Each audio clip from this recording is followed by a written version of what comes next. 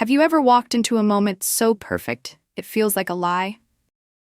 I'm Sarah Walker, a counselor who spent years decoding people's truths, but today, I'm blind to my best friend's deception. Colette's baby shower unfolds under a flawless spring sky, lavender balloons swaying like promises against her suburban home's pristine facade.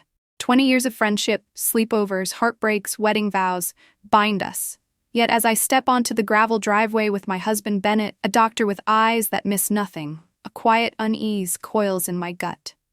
Colette's always been theatrical, her smiles a touch too bright, her gestures a shade too practiced, but this feels different.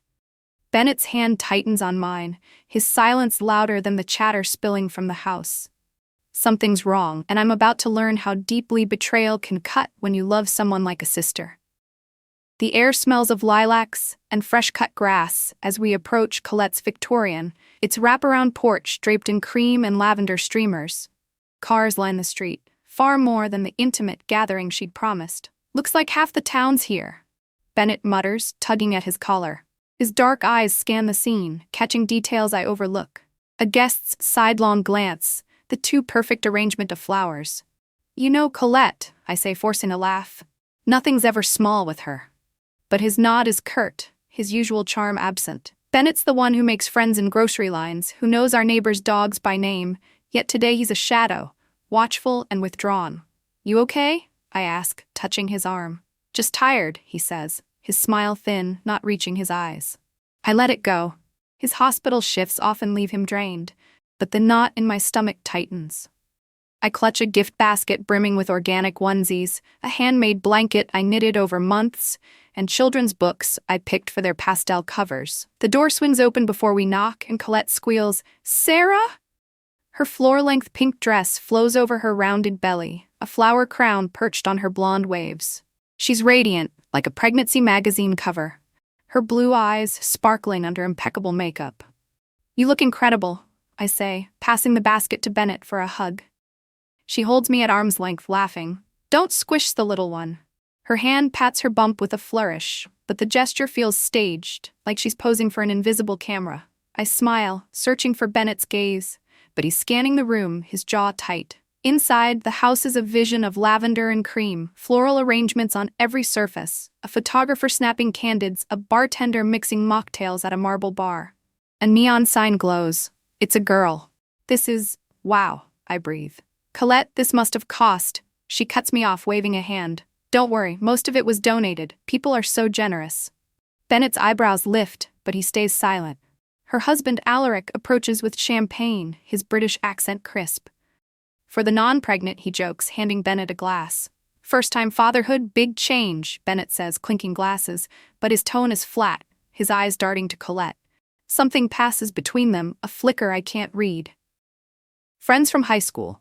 Opal, Sierra, Gage, swarm us, their laughter pulling me back to easier days. Sierra, paint-stained and bohemian, hugs me tightly. 6 months is forever in artist time, she teases. Opal, now a therapist, watches with her analytical gaze, while Gage, Colette's brother, lingers, his eyes holding mine too long. Colette claps, leading us upstairs to a nursery that's a dream in pinks and creams. A crystal chandelier, a hand-painted mural, a crib still in plastic. "It's stunning," Sierra gasps. I nod, but the extravagance jars me. Colette's nonprofit salary and Alaric's publishing job don't add up to this. "Donated," Colette says, as if sensing my doubt. "Vendors supporting maternal health." Opal's skeptical glance mirrors my unease. Bennett lingers in the doorway, snapping photos of the room, zooming in on details. When I catch him, he pockets his phone, avoiding my eyes. Downstairs, the party hums. Games, gifts, laughter. But Bennett stays on the edges, texting, his warmth gone. I corner him by the drinks table. "What's with you?" I ask. "Nothing," he says, but his gaze sweeps the room, landing on a middle-aged man by the gift table, watching Colette with an unreadable expression. "Who's that?" I whisper to Sierra. She shrugs. "Maybe Alaric's colleague." Colette's mother, Patricia, raises a glass, her voice cutting through. A blessing after long silence. The room claps, but Bennett stiffens, grabbing my wrist. "We have to go. Now." His urgency startles me, but I resist, making excuses for Colette, as always. I should have listened. As Patricia's toast fades into applause, Bennett's grip on my wrist loosens slightly, but his urgency doesn't wane. I pull away gently, whispering excuses about a hospital page, though guilt twists in me for lying to Colette on her big day. She pouts dramatically, extracting a promise for lunch soon, her hand cradling her belly like a fragile artifact. We slip out amid the cheers, the lavender balloons shrinking in the rearview mirror as Bennett drives with white-knuckled focus. The silence between us thickens, a living thing pressing against the windows while spring fields blur past. "This better be good," I say finally, my voice sharper than intended. He exhales, waiting until we're past the midpoint billboard, a faded relic advertising a shuttered diner, before speaking. "Colette's not pregnant." The words hang absurd and I laugh, incredulous. "We were just at her baby shower. I saw her belly." "You saw something," he counters, clinical and detached, "but not a 7-month pregnancy." I twist in my seat, denial surging hot. "That's insane. I've known her since we were kids. I'd know if she was faking." Bennett's eyes flick to mine. "Would you? When was the last time you touched her stomach?" Memories flood. Announcement dinners, gender reveals, shopping trips, always angled hugs, brief and controlled. "She doesn't like people touching it," I defend weakly. "Convenient," he mutters. Then he mentions the man at the gift table, Dr. Nathaniel Harmon, an obstetrician from his hospital, not Colette's doctor, looking deeply concerned. "I overheard Alaric on the phone. She's starting to believe it herself. We need to speed this up." A chill snakes through me, but I push back. That could mean anything. Bennett sighs, describing medical reports he'd glimpsed, blood panels inconsistent with pregnancy. "You snooped?" I'm aghast. "They were on the desk. As a doctor, I know what I saw." Anger flares. I accuse him of jealousy over my bond with Colette. "She's manipulative," he retorts, voice rising. "She uses you." I demand he pull over, and on the shoulder we face off in charged silence. "I'm worried for you, for her," he says softly. But I stare out the window, tears pricking, unwilling to dismantle 20 years on suspicions. Slowly, his points erode my certainty. Colette's unchanged body, no swollen ankles, no weight in her face, no morning sickness complaints. The nursery items still packaged like props. "Why?" I whisper. "Attention? Money? That shower wasn't cheap." Doubt creeps in, fogging the foundations of our friendship. Colette's always needed an audience, public heartbreaks in high school, staged proposals, even Patricia's long silence hints at unspoken fertility struggles. My phone buzzes. Colette's text. "Miss you already? Lunch Tuesday?" So much to tell. I stare, seeing layers now. By evening, as we pull into our driveway under a sunset-streaked sky, resolve hardens. "I need the truth," I say. Bennett nods. "We'll face it together." That night, sleep evades me, mind sifting 7 months of clues. Vague prenatal details, declined appointment offers. Morning brings clarity. I text Colette about a forgotten shawl, an excuse to probe. She replies instantly, "Not home, doctor's appointment, but Murad's there." Perfect. Colette's sister is unguarded, prone to slips.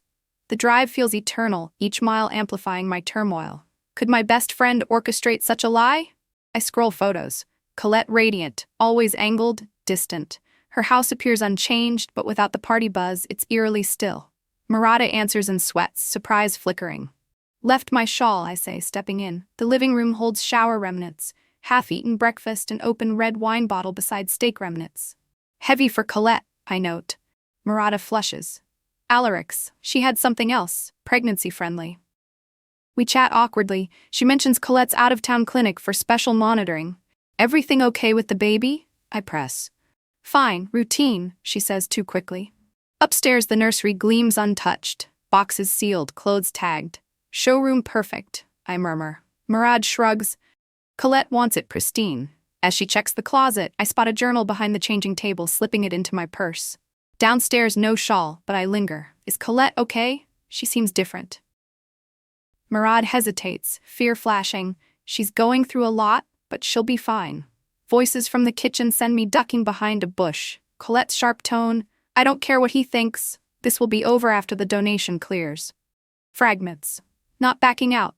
Too much invested. Heart pounding, I scramble to my car as Colette rounds the corner, phone in hand, expression cold. She watches me drive away, hand loose at her side, no belly pat. Safely parked, I call Bennett. "You might be right." I describe the journal, the overheard words, the untouched nursery. "Keep the journal, evidence," he advises. "Best case, delusion, worst, fraud." Opening it, dated entries chill me. Letters to a dearest daughter from 3 years ago. hopeful then desperate. Recent, donations flowing, soon will bring you home. 3 years, Colette and Alaric newly married. A hidden loss? Another text from Colette. Saw you leaving, find your shawl? Then, need to tell you something. Meet tomorrow, cabin at Lake Morrison, noon. Come alone. Dread mixes with vindication. The isolated cabin, confession spot. I agree, then show Bennett the journal that evening. His face darkens. Be careful, drowning people pull others down. Dreams haunt me, Colette rocking emptiness in her perfect nursery.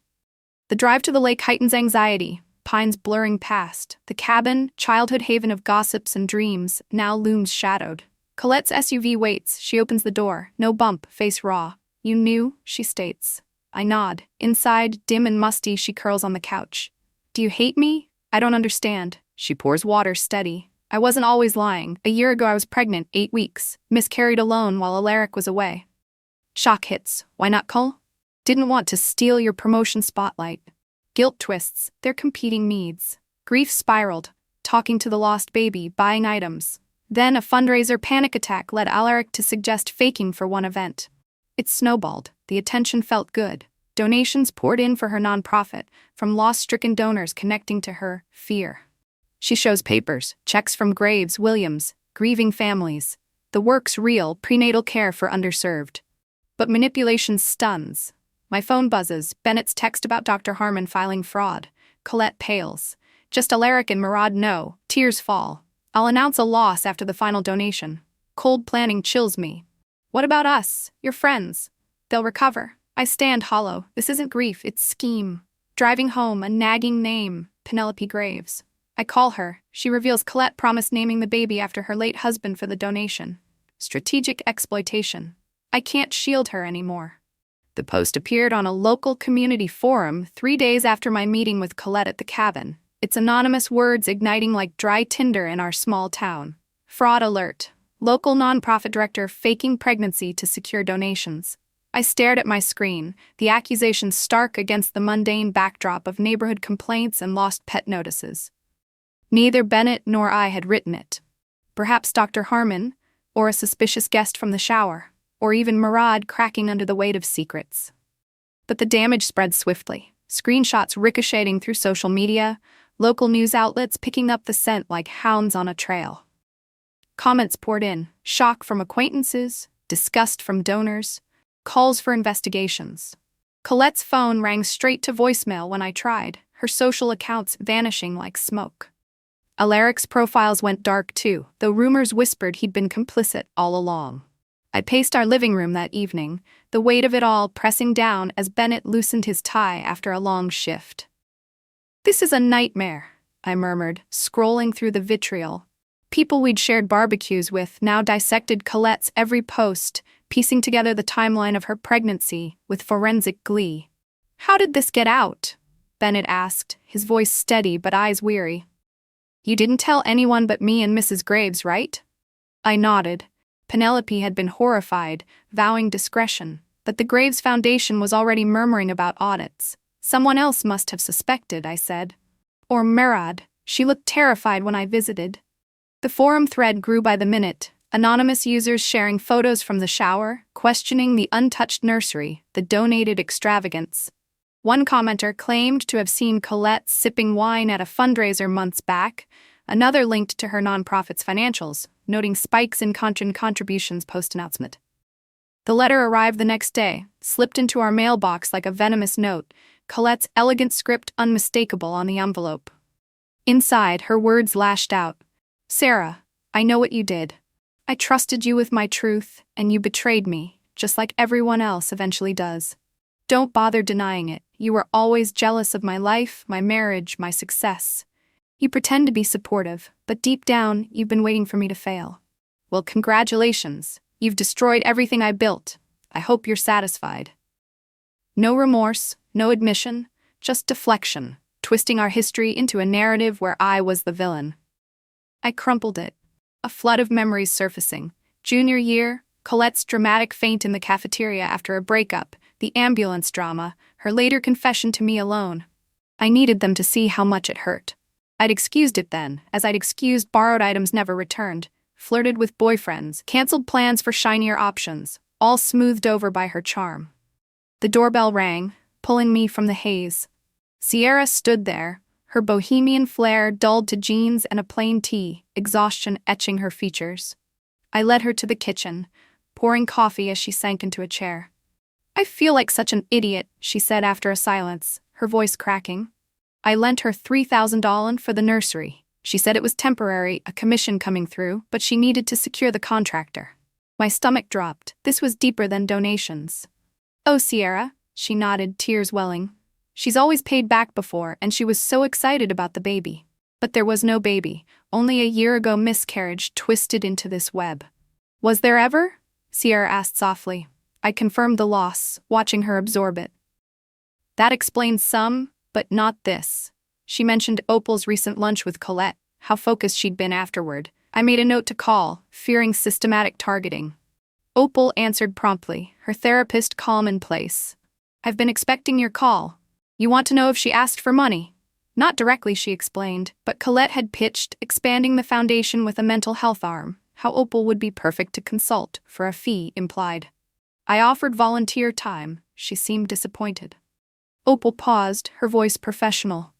"In my opinion, this aligns with Munchausen syndrome traits. Faking for sympathy, attention, now gain. Without intervention, lies escalate." We discussed Colette's deflection, her inability to face culpability. "Has anyone heard from her?" "Not since the story broke. She sent me that letter, blaming me." "Classic," Opal said. After hanging up, Gage called. Colette's brother, his voice ragged.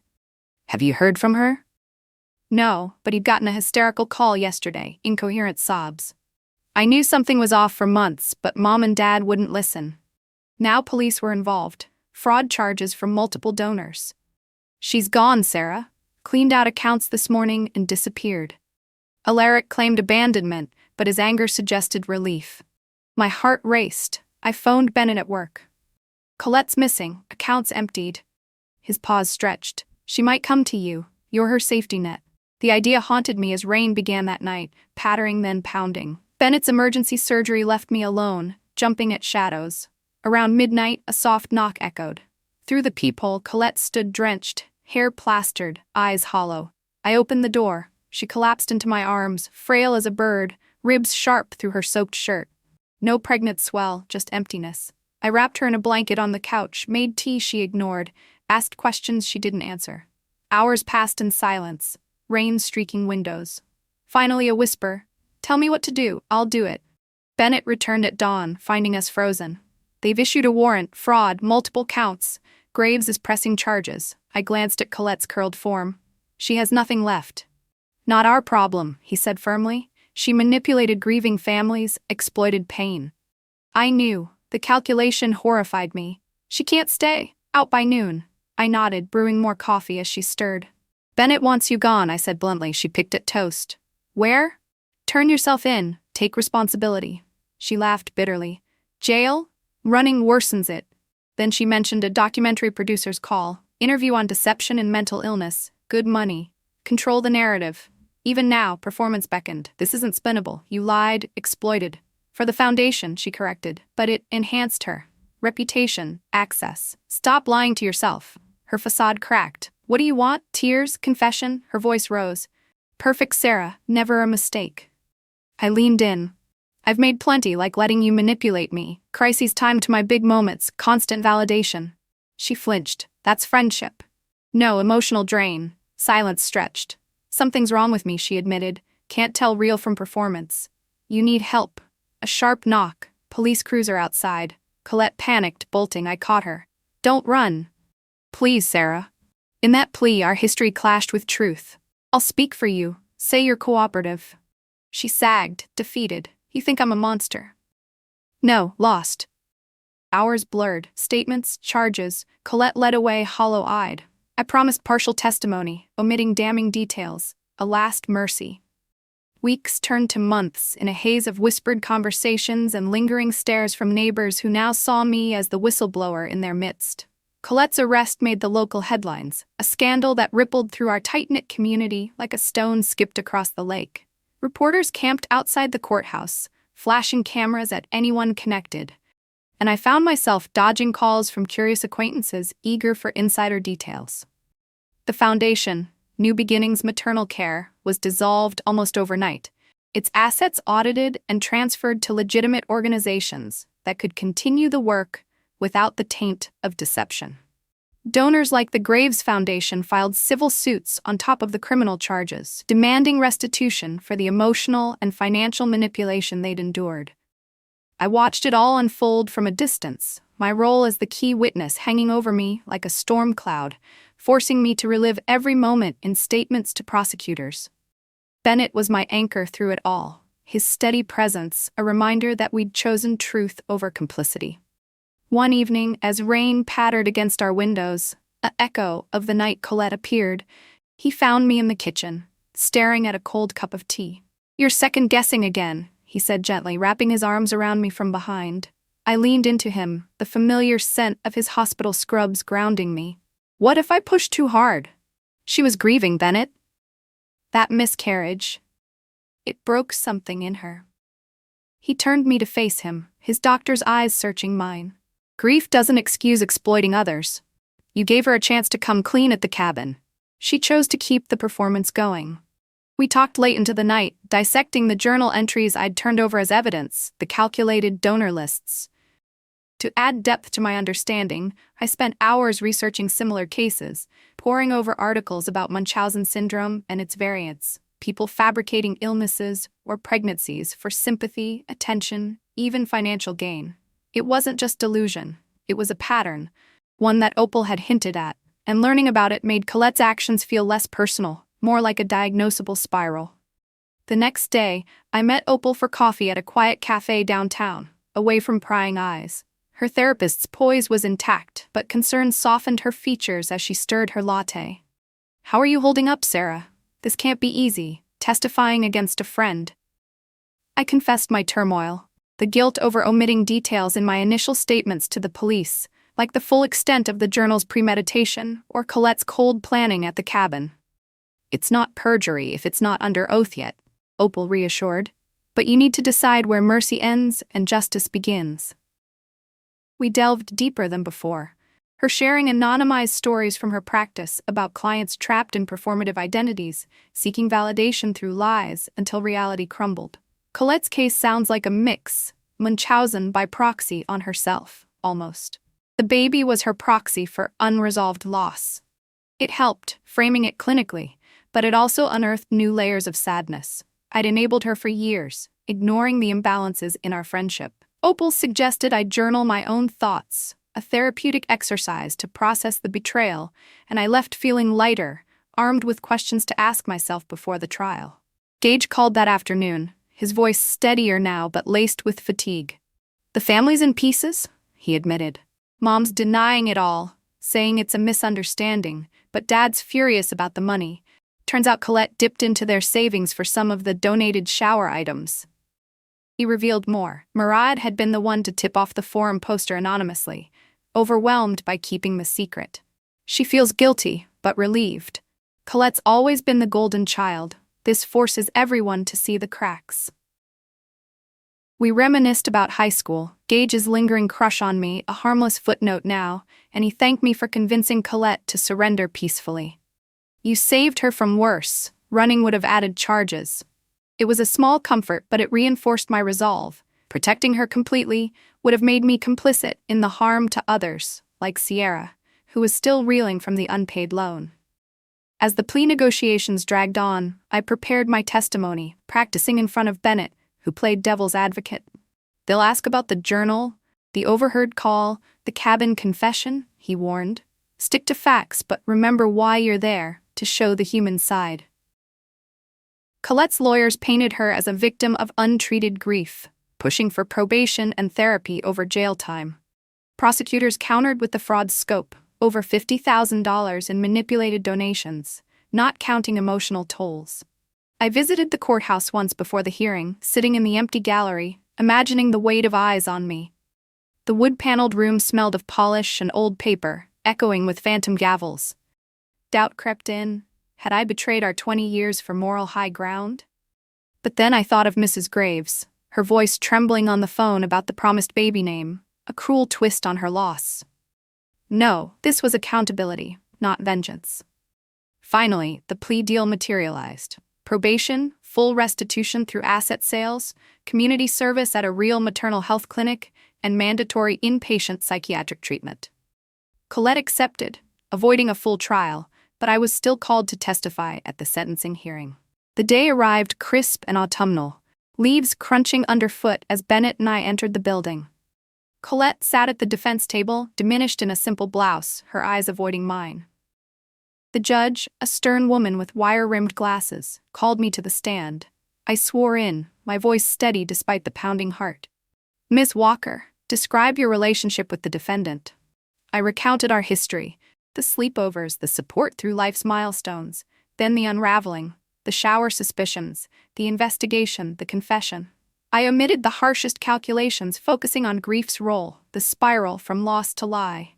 "She did good work through the foundation," I added, despite the methods. Cross-examination probed for bias, but I held firm. Stepping down, our eyes met briefly, a flash of the old Colette, vulnerable and pleading. Leaving the witness stand felt like shedding a skin I'd worn too long, the courtroom's heavy air clinging to me as I made my way back to the gallery where Bennett waited, his hand finding mine in silent support. The judge recessed briefly for deliberation on sentencing details, and in that interlude, the room buzzed with subdued murmurs. Prosecutors shuffling papers, Colette's family huddled in a corner, Patricia's severe bob trembling slightly as she dabbed her eyes. I avoided looking at Colette directly, but her presence pulled at me like gravity, the weight of our shared history now fractured into sharp edges. Bennett squeezed my fingers. "You did what was right," he whispered, his voice a low anchor amid the chaos. But right felt relative. Mercy had guided my words, softening the blows, yet the truth I'd laid bare still carved deep. When court reconvened, the judge outlined the terms: 2 years probation, mandatory restitution totaling the defrauded amount. Colette would sell the Victorian home, her prized wedding gift, to cover it. 150 hours of community service at a women's health center, and 6 months inpatient at a psychiatric facility specializing in trauma and delusional disorders. No jail time, thanks to the plea and character witnesses like me, but the conditions were strict. Weekly therapy post-discharge, no contact with former donors without supervision, and dissolution of any nonprofit involvement for 5 years. Colette stood as the gavel fell, her posture rigid, face a mask of composure that cracked only when the bailiff approached to escort her for processing. "Thank you," she mouthed to me across the room, her blue eyes rimmed red, a ghost of the radiant woman from the shower. I nodded, throat tight, unsure if it was gratitude or accusation in her gaze. Outside, autumn wind whipped leaves around the courthouse steps, carrying the scent of impending rain. Bennett and I walked to our car in silence, the click of my heels echoing my racing thoughts. "Do you think she'll change?" I asked finally, sliding into the passenger seat. He started the engine, considering. "Change takes work, Sarah. The facility is good. They'll address the root, the grief, the need for performance. But it's on her." We drove home through familiar streets now tinged with unfamiliar tension. Neighbors who'd once waved, now averted eyes, the scandal's shadow long. That evening, I retreated to our home office, spreading out the journal copies I'd kept, evidence turned memento. Flipping through, I lingered on entries I'd glossed over before. One from 2 years back, raging at a fertility specialist's hopeless verdict, another pleading with an imagined child for forgiveness after a fight with Alaric. New details emerged in my rereading, like hints of earlier deceptions, fabricated symptoms to skip work, exaggerated stories for sympathy. It wasn't just the pregnancy, it was a pattern woven through our friendship. To process, I called Sierra the next morning, needing to check on her amid the fallout. She answered breathlessly, mid-painting from the sound of it. "Sarah, the restitution list came. I'm getting my $3,000 back, but it's bittersweet." We talked for an hour, her sharing how the betrayal had shaken her trust in people, prompting her to audit her own relationships. "I ignored signs too," she admitted, like how Colette always one-upped my stories with bigger dramas. I confessed my own blind spots, the excuses I'd made. Adding a layer I'd never voiced, I told her about a high school incident I'd buried. Colette borrowing my essay ideas for a contest, winning while I placed second, then gaslighting me into thinking it was coincidence. Why didn't I see it as manipulation? Sierra sighed. Because love blinds us, but now we're free. The call ended on a hopeful note. She was channeling the pain into a new art series on illusions. Gage reached out later that week, suggesting coffee to debrief as siblings in arms. We met at a park bench overlooking the lake, the same waters where the cabin stood silent now. He looked older, the gangly boy from our youth replaced by a man carrying family burdens. Murad is in therapy too, he revealed. The secret ate at her. She blames herself for not speaking sooner. We dissected the family dynamics, Patricia's enabling, pushing Colette toward perfection, Alaric's complicity, perhaps for his own career boosts through her networks. Gage shared a new detail. Colette had confided in him about a second miscarriage attempt, fertility treatments they'd hidden, the pressure mounting until the fake pregnancy became an escape. She wanted to be the miracle story, he said. Our conversation turned personal. He apologized for his lingering stares at the shower, admitting old crushes. You were always the steady one. Colette envied that. It humanized her further, but also underscored the toxicity. Envy breeding deception. Back home, Bennett and I cooked dinner together, a ritual to reclaim normalcy. As we chopped vegetables, the knife's rhythm soothing, he broached the future. Once she's in treatment, we need boundaries. No more safety net. I agreed, but a part of me mourned the loss, the sister I'd invented in her. That night, dreams revisited the cabin. Colette confessing not just the miscarriage, but fabricated childhood traumas she'd shared only with me, testing loyalties. Waking sweat damp, I realized the added betrayal, how many secrets were performances. To counter it, I started volunteering at a counseling center for fraud victims, channeling my experience into helping others spot manipulations early. It was new territory, expanding my practice beyond general therapy, and it brought unexpected healing. Client stories mirroring mine, validating that ignoring red flags was common, not weakness. As winter approached, updates trickled in via Gage. Colette had settled into the facility, initially resistant, but slowly engaging in group sessions. She's writing letters as therapy, he mentioned. I braced for one, wondering if it would blame or beg. Meanwhile, the town moved on. News cycles shifted, friends reconciled with the scandal. Opal invited me to a support group for those affected by relational betrayals, where I shared anonymously, adding my voice to tales of gaslighting and emotional drain. It was cathartic, revealing patterns I'd missed. Colette's crises always escalating when my life stabilized, pulling focus. One session, a woman described a friend faking illnesses for attention, echoing Munchausen so closely it chilled me. Healing starts with boundaries, the facilitator said. I took it to heart, decluttering our home of old mementos, except the journal, a reminder not to forget. The letter arrived 6 months after the sentencing, its envelope plain but heavy with Colette's careful script, postmarked from the psychiatric facility. I stood in our kitchen, sunlight slanting through the blinds, hesitating before opening it. The weight of her last note, blaming, venomous, still lingered, but curiosity and a flicker of hope pulled my fingers to the seal. Inside, her words were different, softer, stripped of performance.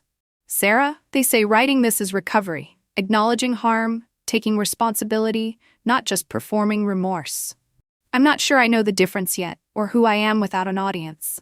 But you saved me from myself, not with excuses, but with hard truth, like a sister. I don't expect forgiveness or a reply, just know I finally see the gap between being seen and being known. I folded it carefully, tucking it into a memory box with childhood photos, friendship bracelets, and the fictional shawl's pale blue scrap, a relic of the lie that unraveled her. I drove to the baby shower venue that afternoon, a converted barn now empty under autumn's fading light. Sitting on its steps, leaves spiraling down, I traced the arc of our friendship through new eyes. The signs had always been there. Colette's public heartbreaks, her need for applause, the way she dimmed my moments to brighten hers. I'd ignored them, choosing comfortable lies over painful truths, because love can blind you to betrayal's slow creep. But now, clarity burned. Bennett joined me later, his presence warm against the chill. You okay? He asked, sitting beside me. Getting there, I said, leaning into him. We watched the horizon fade, the barn's silhouette a quiet witness to the end of an era. The town had mostly moved on, gossip replaced by new scandals, but the scars remained for those she'd touched. Sierra painted again, her art sharper, more honest. Opal counseled with renewed purpose. Gage rebuilt ties with his parents, free of Colette's shadow. I'd started teaching workshops at the counseling center, helping others spot manipulative patterns, each session peeling back my own guilt for enabling her. Colette's letter marked a turning point, not forgiveness, but understanding.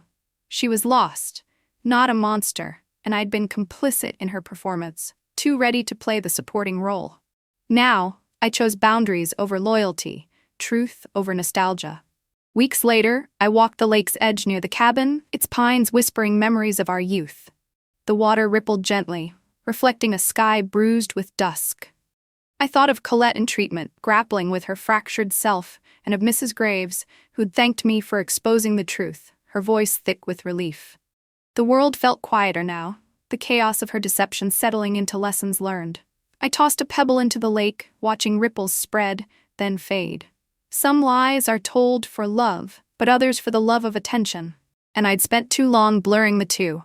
Have you ever ignored the red flags in a friendship, clinging to what was, instead of facing what is? I did, until the truth demanded otherwise.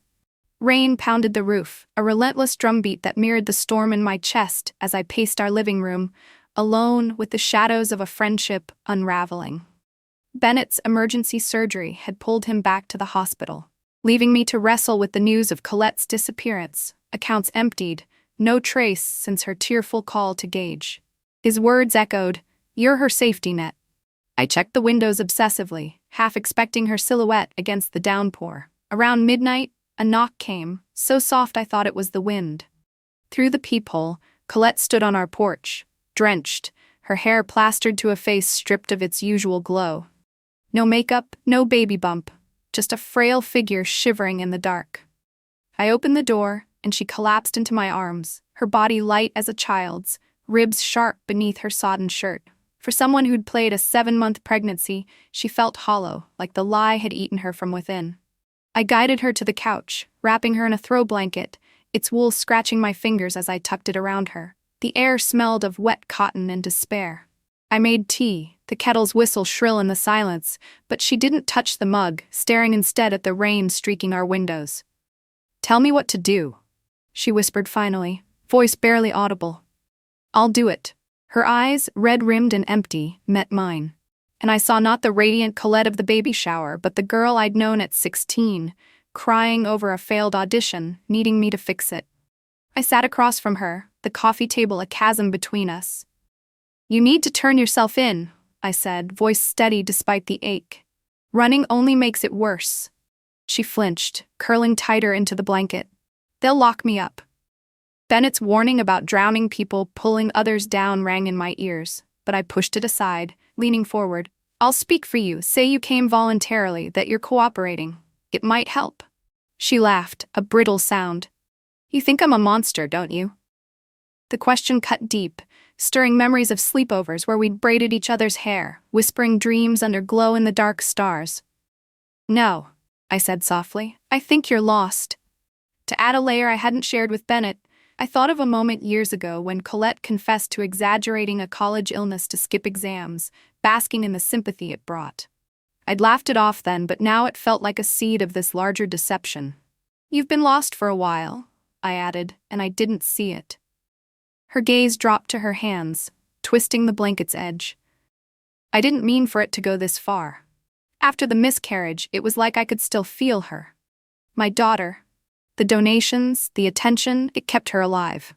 Her voice broke, and for a moment I wanted to cross the chasm, to hold her like I had after her first heartbreak. But then I remembered Mrs. Graves, the calculated promise of a baby's name, the $3,000 Sierra would never see unless Colette faced consequences. "You used people's pain," I said, sharper than intended. "You targeted families who'd lost children." She winced, but didn't deny it. "The foundation helped women. Real women, Sarah." "And you helped yourself?"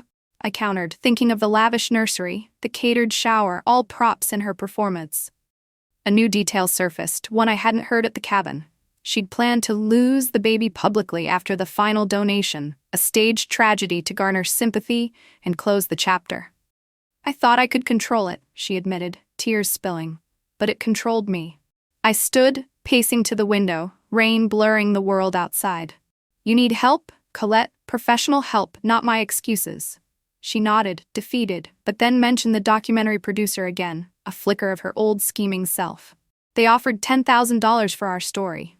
You and me, Sarah, deception in the digital age. I stared, incredulous. Even now she saw a stage. This isn't a story to sell, it's lives you've hurt. The knock came again, sharper, police lights flashing through the curtains. Colette bolted for the back door, panic wild in her eyes. I caught her arm, gentler than I felt. Don't. I'll tell them you came here willingly. She sagged against the wall, whispering, I can't go to jail.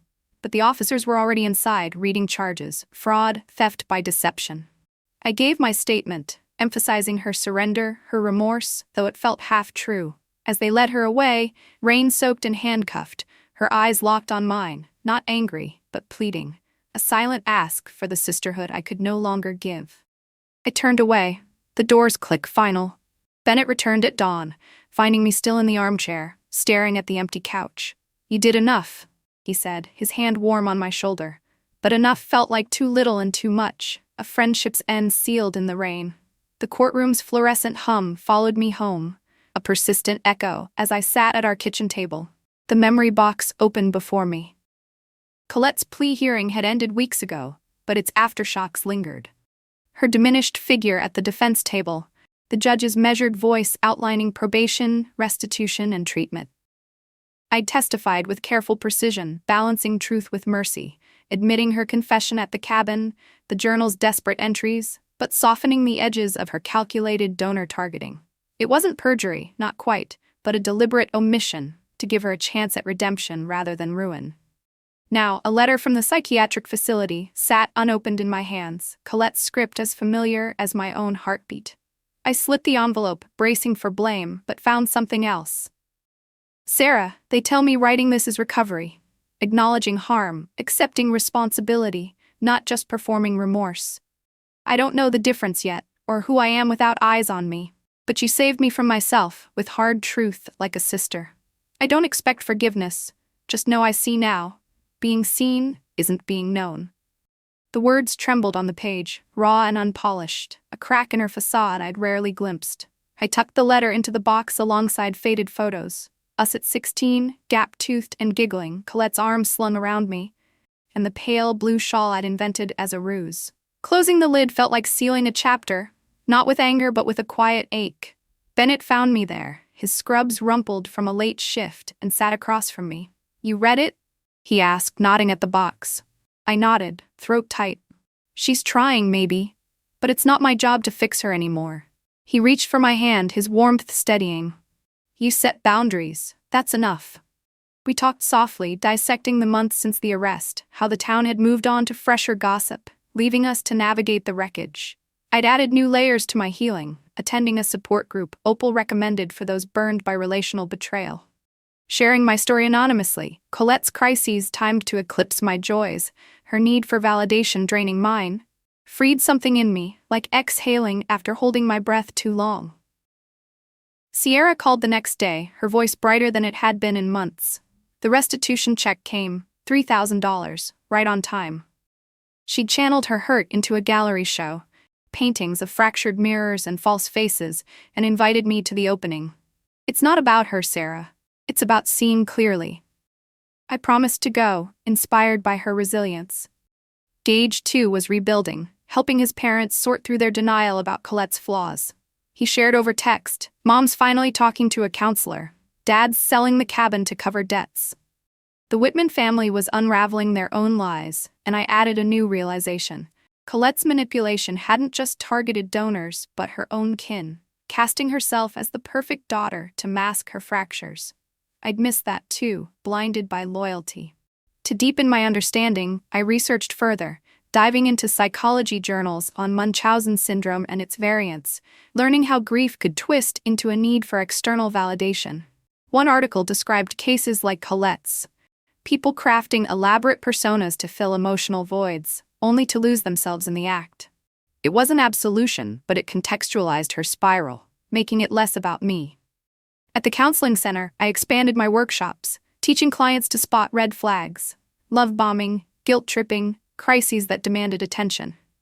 Each session healed me further, their stories mirroring mine. A friend who faked cancer for donations, a sibling who staged emergencies to control.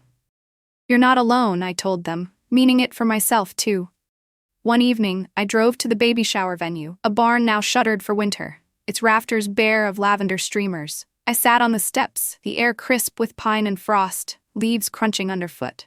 The memory of that day, balloons bobbing, Colette's radiant performance, felt like another life. I'd ignored so many signs. Her staged faints in high school, the borrowed dreams she claimed as hers, the way she dimmed my light to brighten her own. Love had made me complicit, excusing her need for an audience as just Colette being Colette. But truth had demanded more, forcing me to choose between loyalty and morality. I thought of Mrs. Graves, her voice breaking as she thanked me for exposing the deception, and of Colette's letter, a fragile step toward accountability. Healing wasn't forgiveness, it was boundaries, clarity, a refusal to be her stagehand. Bennett joined me as dusk fell, his coat collar up against the chill. "You're letting go," he said, reading my silence. I nodded, leaning into him, the barn's silhouette fading into shadow. I loved her like a sister, but sisters don't manipulate like that. We stayed until stars pricked the sky, the quiet wrapping us like a promise. Back home, I placed the memory box in the closet, not to forget but to remember. Some lies are told for love, others for attention, and I'd spent too long blurring them. Have you ever clung to a friendship's comfortable lies, ignoring the truths that begged to be seen? I did, until the cost was too high. The barn's steps were cold that evening, but the air felt clean, carrying the scent of pine and closure as I sat with the ghosts of 20 years. Colette's letter, now nestled among old photos and a frayed bracelet, marked a quiet turning point. Not an end, but a softening, like leaves falling without sound. I'd carried her weight too long, excusing her performances, because she was my chosen family, her charm a shield I couldn't pierce. But truth cuts gently when you let it, revealing the boundaries I needed to draw. Teaching at the counseling center, I found strength in other stories, their betrayals echoing mine, reminding me that love can blind but also heal. Sierra's art, Opal's wisdom, Bennett's steady hand, they wove a new tapestry, one where I trusted my own voice. Colette was finding her way in treatment, grappling with the self she'd buried, and I wished her peace without needing to witness it. The lake's ripples, the barn's quiet, they whispered of release, of choosing clarity over chaos. Some friendships fade not with anger, but with a tender exhale, leaving space for truths to breathe.